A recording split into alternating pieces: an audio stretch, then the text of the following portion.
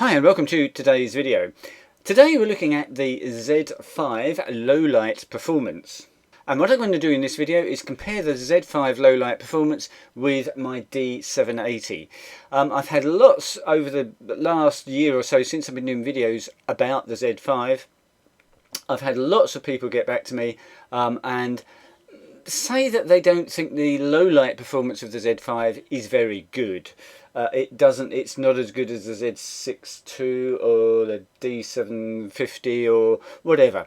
Well, guys, I've used the Z5 at weddings now since I got it, which must have been last April, so about 10 months ago, 9 months ago. It's come along with me on 35 weddings, I think it was last year. It started out, I bought it as a kind of backup, come second camera, come camera that I could mingle with the guests and use a small 50mm lens on, get close-up candid shots better than with a DSLR, the D780. But it very quickly became an equal to the D780, and in fact now I would say it is slightly ahead of the D780 in terms of which camera I'm going to pick up if I've got a choice. So it obviously meets my expectations for everything. However, if it comes to low light, I'll tell you now, the D780 is just a hair's breadth ahead of the Z5. But it's really close, and what I'm going to do in this video is show you a real-life comparison between the D780 and the Z5. So let's jump into that. What I'm going to do is put the same lens on both cameras. I'm going to record from the camera, not through the camera. I don't have the equipment to do that, but you'll see what I'm seeing. You'll see how dark the room is where I'm getting the shots. And you can compare how quickly the Z5 acquires focus compared to the D780. And by the way, of course, the D780 it's not the best low light camera in the world, but it's extremely good. And I've never seen anyone ever complain about the D780. So let's jump in and see how things work out. Okay, so here we are in the lounge. And I've set the video to try and make it look as if it looks to me in real life. As you can see, I've pulled the curtains. It's pretty dark, dismal January morning outside. We do have the French windows here, which I can't do anything about. I haven't got any curtains. But to give you an idea in terms of camera settings, how dark it is, we're looking at, I've got it set at 100th of a second, f2.8, and my camera's coming up with around about 12 to 16,000 ISO. So it's reasonably dark. I'm not saying this is the darkest shot I've ever taken, but let's see how the D780 works in this sort of light level, and then we'll compare that to the Z5. I've changed this camera to single shot autofocus. I would normally only ever use continuous autofocus because I've got back button focus set up, and therefore I just don't ever need to use single shot focus. I'm on, what am I on? I'm on single point focus. So we should get a beep when I get to focus. And what I'm going to do is I'm going to move the camera to focus on something else. And as soon as I stop moving, I will press the focus button. So you get an idea of how quickly it's getting into focus.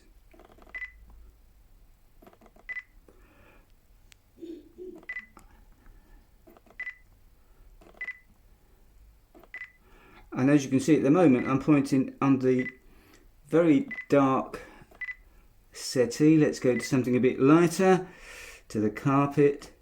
Oh, it doesn't like that shoe. Book, armrest, statue. Curtains, of course, are very quick because that's quite bright. Dark cushion there. Back to the book. So you get an idea of how quickly this camera, and remember this camera is, I've never seen anything that says this is not good in low light. It may not be the world's best low light camera, but it's certainly very respectable. No one's got any complaints about this camera. That gives you an idea of how fast this one is focusing. What I'll do now is pop the camera and the lens onto the Z5, put the same settings in, and then we'll come back and see how that focuses.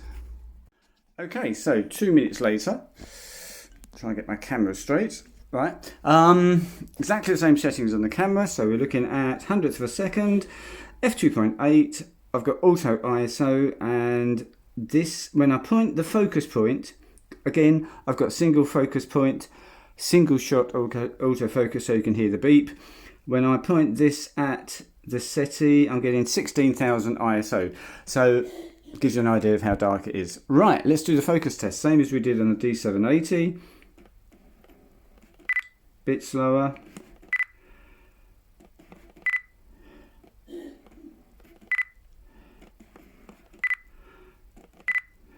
You notice the difference when I point at the curtain. It is noticeably faster when I point at the curtain than when I focus on something on the SETI.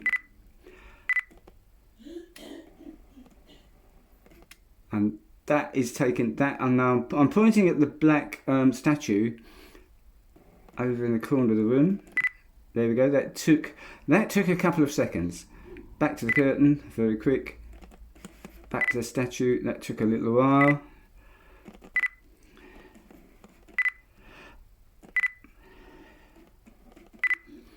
And most of these shots, certainly in the SETI, has taken a second or two. I say a second or two. It's probably like 3/4 of a second. All of these shots on the SETI at 25,000 ISO. Well, most of them. The odd one is 16,000. Again, back to the curtain very quickly. Focusing back to the black statue. Doesn't like that. That's the worst one of the lot. Let me just try that once more. So that's the book. Up to the statue, press, focused.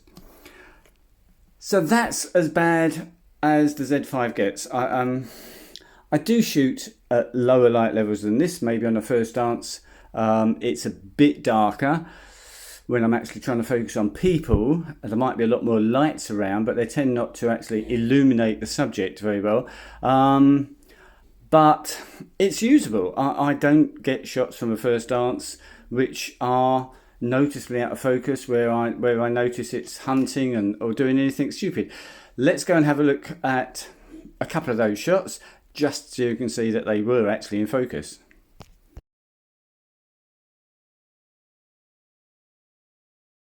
So here we're looking at Z5 shots from my last wedding. These are all Z5 shots, so the last shots of the day. Most of these are completely unedited, apart from that red one there is the only one that I selected as a shot to go in the gallery for the bride and groom. So let's have a quick look at these. We're looking, remember, at focus. 1/60th of a second, my 58 1.4 lens, shot at 1.4, ISO 10,000. And if you just excuse me, if you just go through these quickly, remember these are all the shots I took, not just those I've selected to show you. And we're going we're going through brides in focus. I'm not going to zoom in and do pixel peeping, because once we're up to sort of 6400 ISO, 12,000 ISO, we're not going to get good enough quality anyway, not without a lot of work, to do any pixel peeping. But you can see the bride is clearly in focus here.